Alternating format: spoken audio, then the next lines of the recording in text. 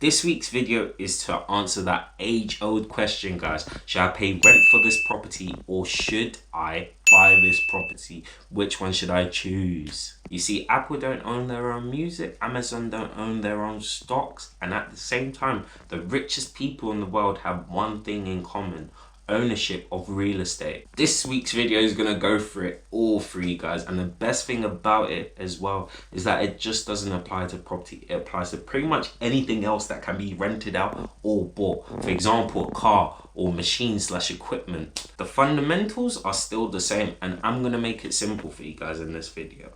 So if you like the sound of this, make sure to like, subscribe and share, people, and follow me on all of my social media platforms. And also, if you're going through this, let me know, or you recently might have made a decision. Which decision did you make? I want to know, and why. Contact me in the comment box below. First off, there are three main factors that affect this choice. One is emotion, 2 is financial cost, and 3 is appreciation/depreciation of whatever it is, in this case a property. But all of those three things have one thing in common, and it's the time element. It's that specifically that I want you to focus on, and what that actually does is it aids you in answering that question. Starting off with one, emotion. Why did I include emotion? A lot of people are thinking, looking at me like, what? Emotion? Well, when you sit down and really think about it, we are emotional people, we are emotional species, and a lot of our emotions can actually dictate our choices. If we are emotionally attached to a property, that can make us more inclined to want to buy that property, to make that thing ours. And the perfect example is your first car or first bike or first skateboard or whatever it was. The very first one. Now I guarantee you guys, whatever it was, if 99% of the people in the world, it was an absolute banger. But it's not about how much of a banger it was, it's about the memories and the emotions behind that first car. Heck, I had a Vauxhall Corsa 2006 plate, and it broke down a year and a half later for me, but I still have good memories, and I wouldn't trade that ever again. Just those memories and those emotions attached to the car, I wouldn't trade it. And that's just one example of how your emotions can cloud your decision. It's physically impossible to throw your emotions to the side, because we're not robots, we are humans, we have emotions associated with things. But what I would say is just be aware of your emotions.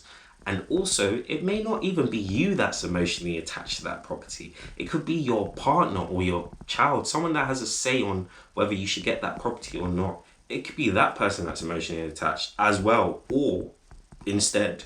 So be mindful of that, guys. And yet again, read it in back into the time element. How long am I planning to stay in this property? If it's only going to be a few years before I move to a different side of the country, then there's no point getting emotionally attached to the property, is there?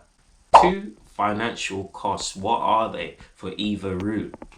And this is probably the most popular question that people would ask themselves when it comes to deciding between renting or buying the property. Most people are going to think of this first.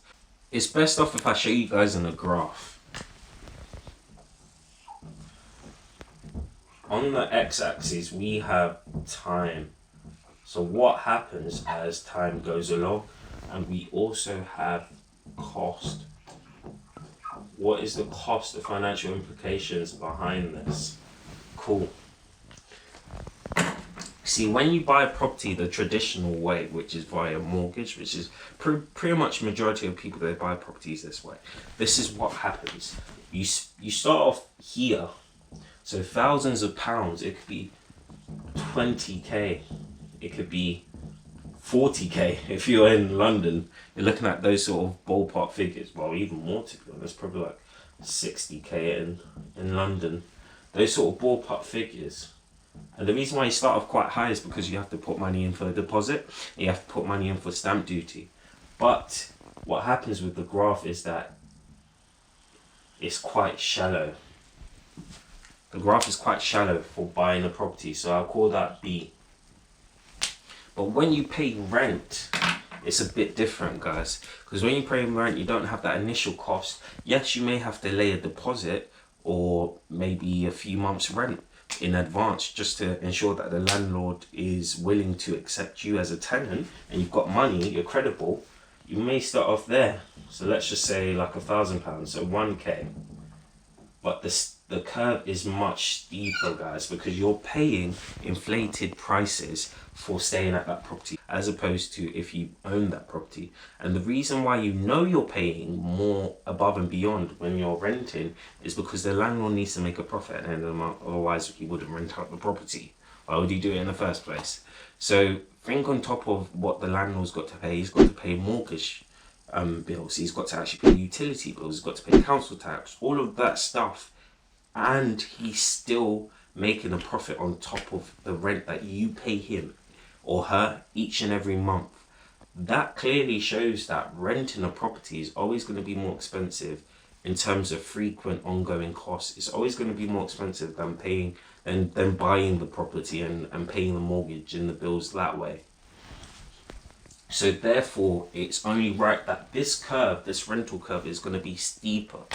Now, the key part here, guys, is, I don't know if you've noticed, but there's actually an intersection point.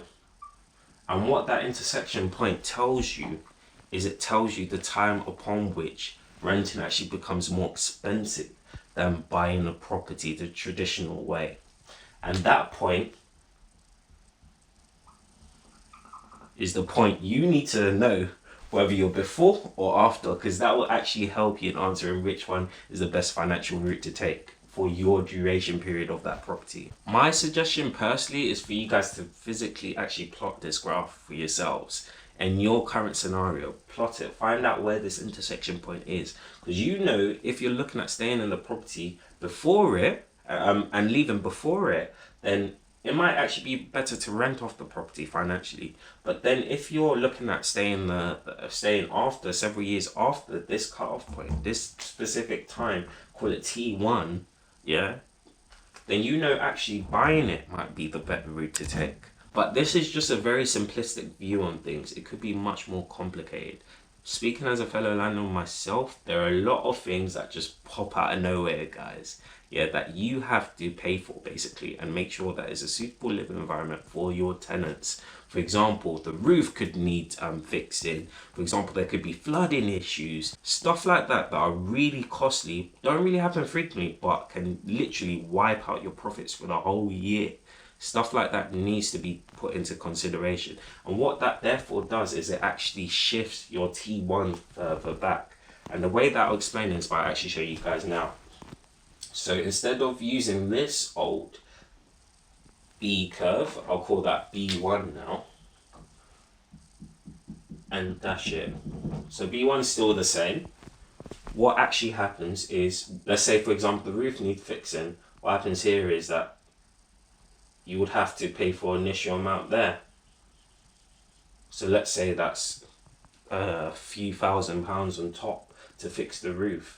And then the curve still continues as it was continuing before.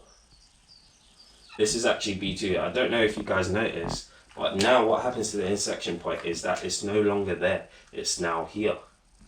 Things along this nature can shift your time period from T1 to T2.